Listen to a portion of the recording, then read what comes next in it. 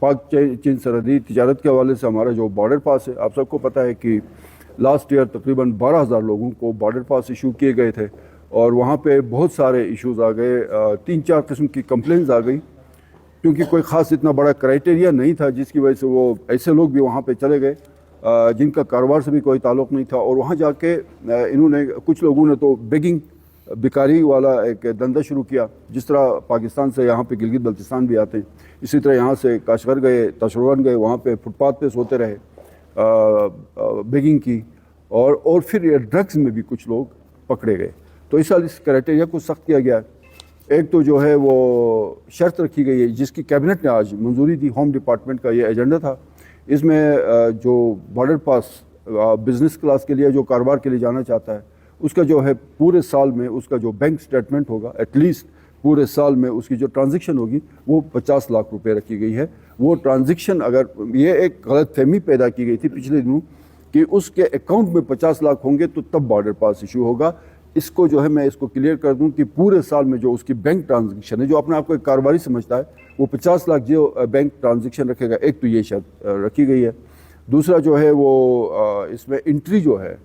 پہلے یہی ہوتا تھا کہ آپ سال کے لیے ملٹیپل کا آپ کو بارڈر پاس ملتا تھا، اب آپ کو ہر 6 مہینے کے بعد، یہ 6 مہینے کے لیے ویلڈ ہوگا، اور پھر اگلے 6 مہینے کے لیے اس کو آپ دوبارہ سے جا کے اپنا بارڈر پاس بنوائیں گے، اور اس میں آفیسرز کے لیے سنگل انٹری ہوگی، اور اس کے علاوہ وزٹرز کے لیے جو جسٹ کاروبار کے علاوہ گھومنے کے لیے جاتے ہیں ان کے لیے بھی سنگل انٹری ہوگی۔ پھر فیسیں رکھی گئی ہیں 16,000 سے لے کے 4,000 تک بارڈر پاس کی فیس ہوگی۔ اور اس میں ایک اور کام کیا گیا، کیونکہ وہ اوپر سول سیکریٹ جو ہمارا پرانا ہے وہاں پہ بارڈر پاس وغیرہ بنتا تھا، تو اس کو اب چونکہ وہاں پہ رش بھی بہت زیادہ وہاں پہ پڑا رہا، پھر آئی تھنک میرے خیال میں فیسلٹیز بھی نہیں تھی اور لوگوں کو آنے جانے میں بھی مشکلات تھیں، تو یہ جو فیسلٹیشن سینٹر اسٹیبلش کیا گیا ہے اے سی آفس کے اندر، بارڈر پاس کے آفس کو بھی اسی اے سی آفس میں فیسلٹیشن سینٹر میں شفٹ کیا جائے گا، تاکہ وہیں پہ جتنے بھی آپ کے 5-6 دوسرے جو آپ کے چھوٹے چھوٹے کام آپ کے ہوں گے، ڈرائیونگ لائسنس سے لے کے ان کے ساتھ بارڈر پاس بھی وہیں پہ وہ بن جائے گا۔ یہ بھی اس کو کیبنٹ نے اس کی منظوری دی۔ پھر انستھیزیا کے حوالے سے ان کا جو الاؤنس کا ایشو تھا وہ میں نے آپ کو بتا دیا۔ اس کے علاوہ جو ہے وہ میرے خیال میں یہی ہے، اس میں میں یہ بھول گیا تھا، صرف یہ ہیلتھ تک ہم نے اس کو ریسٹرکٹڈ نہیں رکھا ہے، یہ جو لوکل ہالیڈیز کا خاتمہ ہے اس کو جو ہے وہ health and education department Gilgit Baltistan, health اور ایجوکیشن میں مقامی چھٹیاں ختم کر دی گئی ہیں۔ اب کوئی مقامی چھٹی نہ ہیلتھ ڈپارٹمنٹ میں ہوگی نہ ایجوکیشن ڈپارٹمنٹ میں ہوگی، اور اس سے آپ اندازہ لگائیں کہ یہ موجودہ حکومت جو ہے وزیر اعلیٰ گلگت بلتستان اور ان کی ٹیم کو اس بات کا احساس ہے۔ اس سے پہلے میرے خیال میں اس طرح کی کوئی کوشش نہیں کی گئی تھی، حالانکہ ایسا ہو جانا چاہیے تھا، اور شاید اگین میں بتا دوں کہ جی بی پہلا صوبہ ہے جہاں پہ ہیلتھ اور ایجوکیشن ڈپارٹمنٹ میں کسی قسم کی کوئی لوکل چھٹی نہیں ہوگی۔ اور آپ کو پتہ ہے کہ گلگت بلتستان میں بہت زیادہ ہیں لوکل آپ کی ہالیڈیز ہیں، وہ بہت زیادہ ہوتی ہیں، بلتستان میں بھی، گلگت میں بھی اور دیامر میں بھی، ان تینوں ڈویژنز میں بھی۔ تو اس سے جو نا وہ ہیلتھ اور ایجوکیشن سیکٹر میں جو مشکلات تھیں ان کا وہ خاتمہ ہو جائے گا۔ اس کے بعد پھر میرے خیال میں ایک اور کام ہوا ہے کہ installation of global navigation satellite system, جسے ہم GNSS کہتے ہیں، یہ یہاں پہ اسٹیبلش ہو جائے گا، اور اس کے لیے جو بالکل ایک مرلہ زمین انہوں نے کہا جہاں پہ یہ پورا نیویگیشن سسٹم انسٹال ہو جائے گا، وہ صوبائی حکومت پرووائڈ کرے گی پیمنٹ کے اوپر۔ تو اس سے بھی جو ہے آپ کے بہت سارے، ایک پوری ڈیٹیل ہے، لیکن یہ بہت اہم ایک ادارہ ہے جو یہاں پہ اپنا آفس اسٹیبلش کرے گا۔ پھر اس کے علاوہ PNRA یہ بھی ریلیونٹ ہے، یہ جو ہاسپٹلز کے ساتھ ان کا ایک ہوتا ہے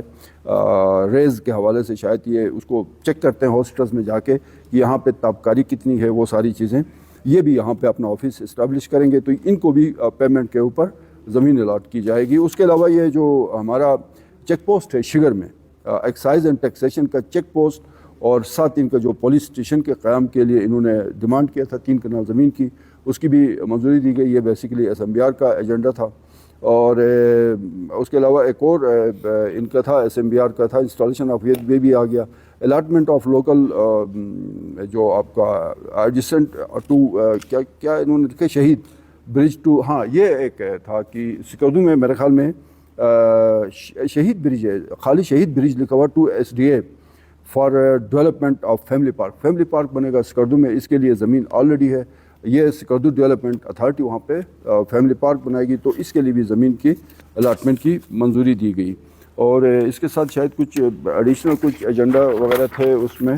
جو اس میں شامل کیے گئے تھے.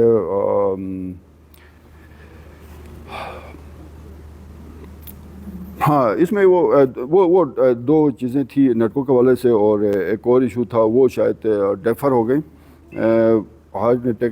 یہ ایک ہائر اینڈ ٹیکنیکل ایجوکیشن اور یو ایس ایڈ کا کوئی وہ ہے ایگریمنٹ ہونے جا رہا ہے, تو اس کی بھی اصولی منظوری دی گئی. یہ مین پوائنٹس تھے, اسپیشلی تین چیزیں میرے خیال میں. ایک تو انستھیزیا کے حوالے سے جو ان کے ڈیمانڈس تھے ڈاکٹروں کے الاؤنس, ان کو 2022 میں کیبنٹ میں منظوری دی گئی تھی, اس کو جو ہے وہ لاگو ہو جائے گا 1 مارچ 2025 سے.